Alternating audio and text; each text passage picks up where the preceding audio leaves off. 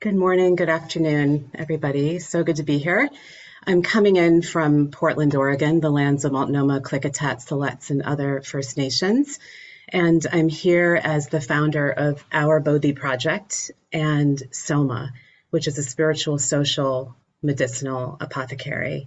Coming in as moving into wisdom tender spaces, studying mystical Hinduism and Buddhism, an organizer, a health practitioner, and someone who works deeply around justices. So we'll go ahead and start a brief presentation. And the first 3 slides are really just grounding a bit in when we say connectivity and how that moves with intentional movement building, grounding a bit in the reality of the interconnectedness, which we've heard already today from Rutendo and the other speakers. So really sitting with connectivity as the skin of the thing. So taking these first slides to ground again in relationship and relationality and providing a few examples around that. So this inseparable reality as the condition, the causes, the outcomes for planetary health. And learning from my sister Pat of the Dene tribe here in Turtle Island, thinking about profound relationship as ceremony itself. So per slide, I want to elevate a few interesting movements that are that we're a part of, me and my team, and so many others. For this one, embodying we are the earth is who we are extensions of the earth as an indigenous and earth and cosmos-based principle. There are soil ecologists and soil warriors and protectors and farmers joining right now to think about how to intentionally, mindfully, grounding in the spirit of soil, move forward to address planetary health and the inequities and the injustices. So moving into a relational, undetermined space to think about how to address the very things that the Anthropocene has set forward. So what does it mean to really ground in the relational movements of life? These 3 pictures, Timothy Dykes photographed the fern, Kevin Burgeon photographed the snail, and Rose Miller, this beautiful succulent.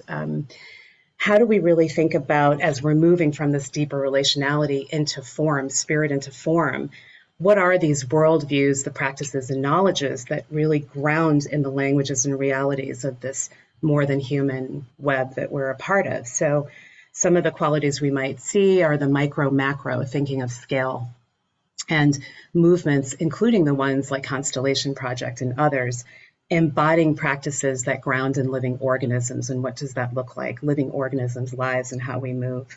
How do we practice these ways of knowing and being? And really look at the life force in all forms, as Rutendo talked about, and I think others have talked about the vitality, the vital force, and the non-binary.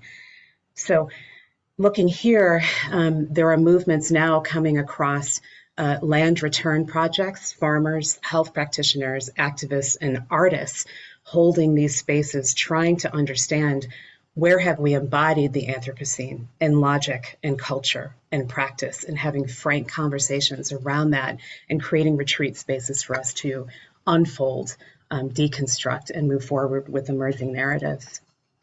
Another frame here, this one is being used in US government spaces and local and national governments, looking at another living organism we're very familiar with, the frame of the human body, and seeing that change goes beyond the skeletal. So using this as a way to say, what are we rewarded to see as change?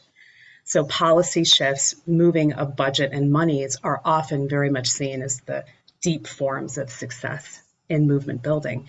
But how do we think about our nervous systems? What's the heart of the matter? How do we ground in our indigenous practices and worldviews? So I'm trying to elevate that intentional movement building also happens via the knowledges, the maps, the creative practices, the anatomies, as we move forward.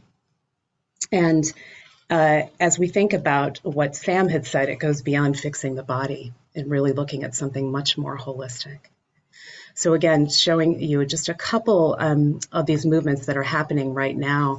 And we're looking at, through our apothecary and through our project, what are the medicines of our time, of our relational anatomies, these antidotes to the anti-life project of modernity and our conditioning into it.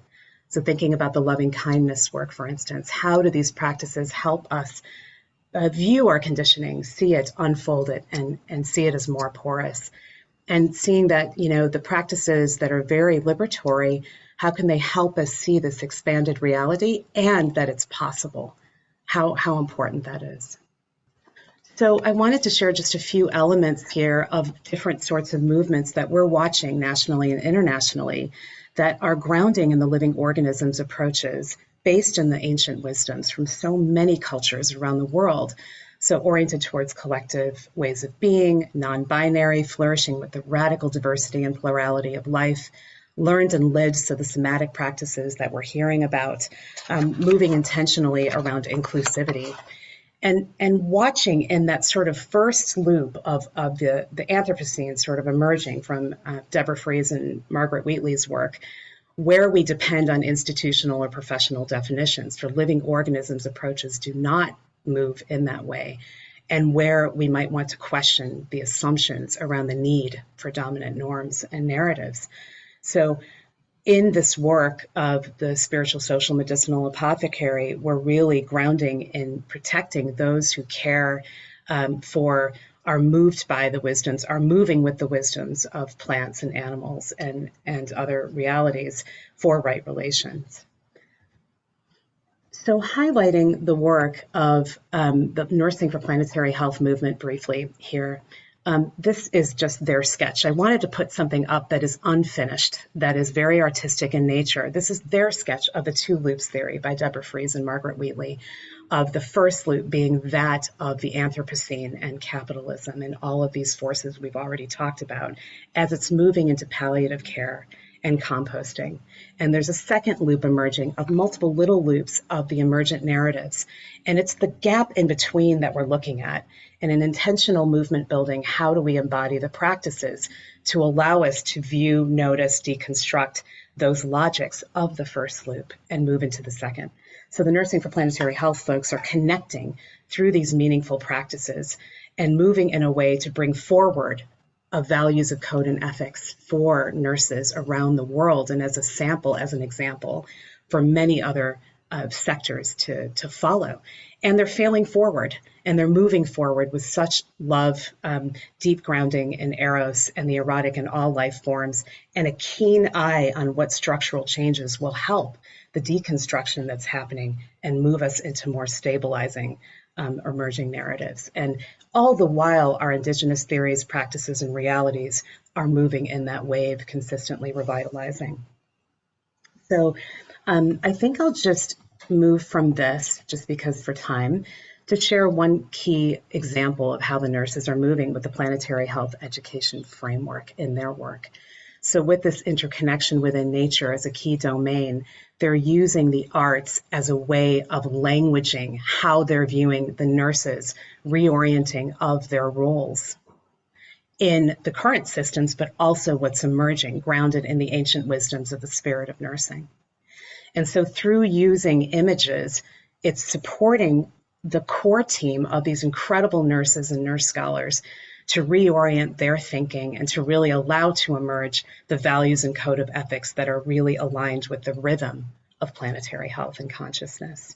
So wanted to mention that, and then just move in closing to an art piece that was offered to us from an amazing artist around the spirit that's necessary and required that connects us. And these images are being used to fuel our movements towards greater mindfulness, intentionality, and sustainability in a spiritual and political way. Thank you.